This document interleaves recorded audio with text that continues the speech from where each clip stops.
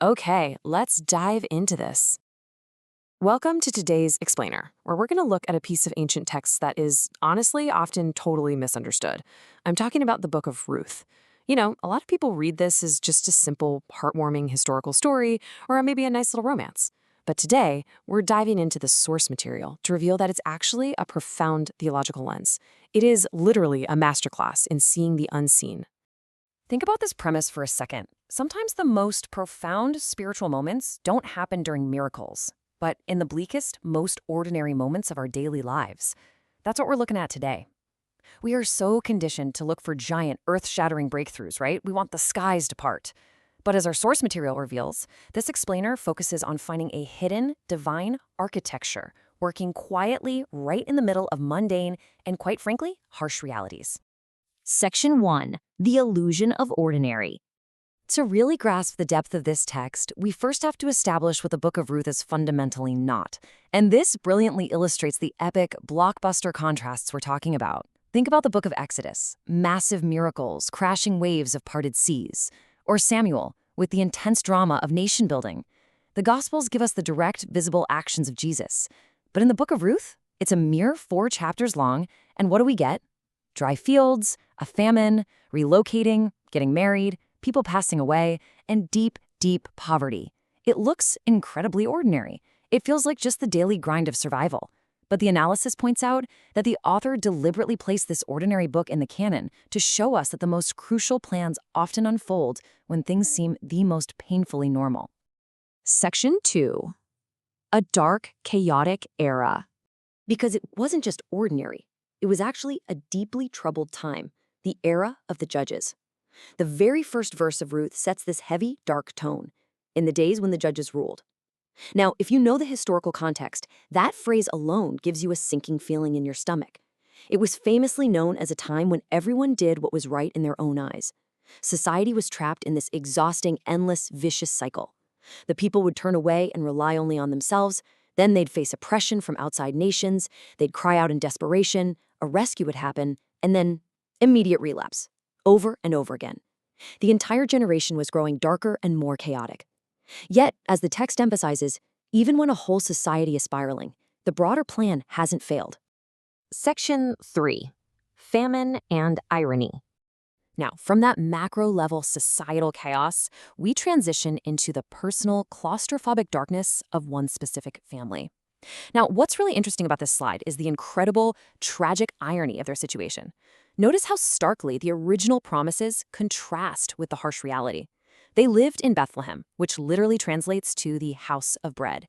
Yet they're struck by a severe famine. The house of bread is entirely out of food. The father, Elimelech, whose name means "my God is king," decides to leave God's promised land to seek survival in enemy territory. The mother, Naomi, whose name means pleasant, eventually declares that she has become bitter. And their 2 sons, Machlin and Chilion, their names essentially mean sickly and failing, which ominously foreshadows their tragic reality. The source material highlights this to show us a world that had become completely backward and spiritually dry for this family. Every single promise just seemed empty. Section 4. A cycle of loss.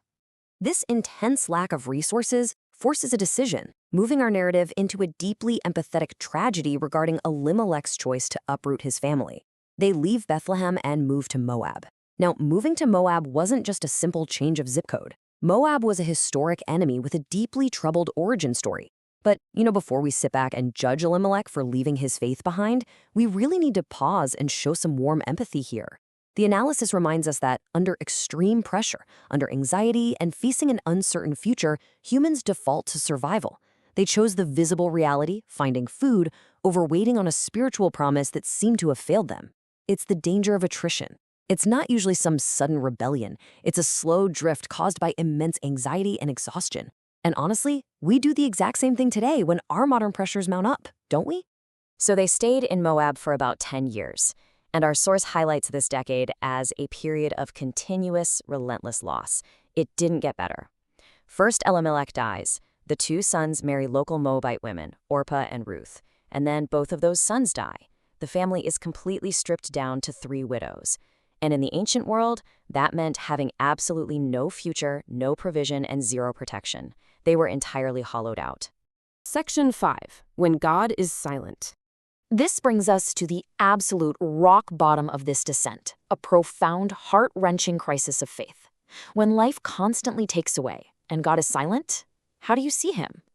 Just take a moment to let that heavy question hang there. The Book of Ruth forces us to confront this directly.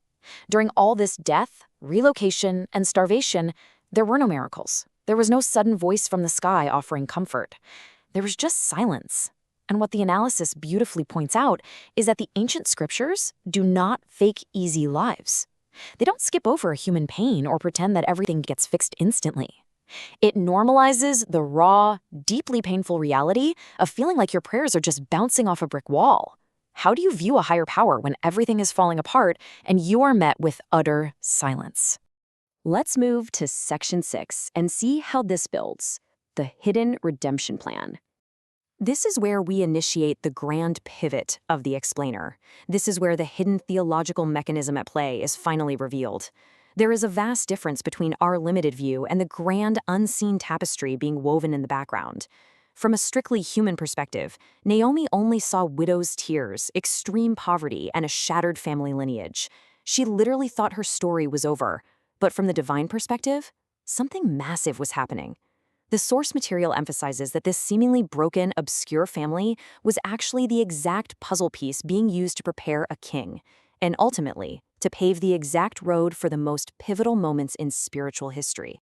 Because this is the ultimate endgame. The Book of Ruth isn't ultimately about a marriage, it's about a genealogy. Out of this messy, foreign, tragic, and impoverished situation came Ruth. Ruth gives birth to Obed. Obed is the father of Jesse. Jesse is the father of King David, and from the line of David comes Jesus Christ. The analysis makes it absolutely clear. Out of the bleakest, most despairing moment of one family's life, the grand architecture for ultimate redemption was being perfectly aligned. So the crucial point is this: God's silence does not mean God has stopped working. The core thesis of our explainer today is that the divine doesn't just watch human suffering from afar. The source text actually draws a parallel to the ultimate story of Jesus on the cross, entering fully into human poverty, darkness, loss, and even the feeling of divine silence, only to bring about a true resurrection on the other side. Just because you can't see the work doesn't mean the work has stopped. Which leaves us with this final thought. In your darkest, most silent seasons, will you trust the hidden mechanism of His grace? When you find yourself in your own Moab, when resources are dry, when the pressure is immense, and when the silence is deafening, how will you view the situation? Will you look beyond the immediate illusion of the ordinary and the tragic and trust that there is a hidden mechanism of grace working behind the scenes? Thank you so much for joining me for this explainer, and I really hope this gives you a completely new, hopeful lens for your own unseen horizons.